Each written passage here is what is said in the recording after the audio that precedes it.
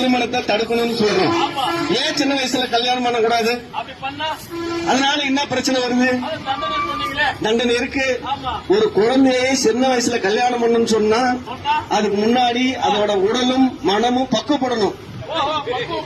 ஆமா, அதுக்கப்புறம் தான் கல்யாணமே பண்ணும்.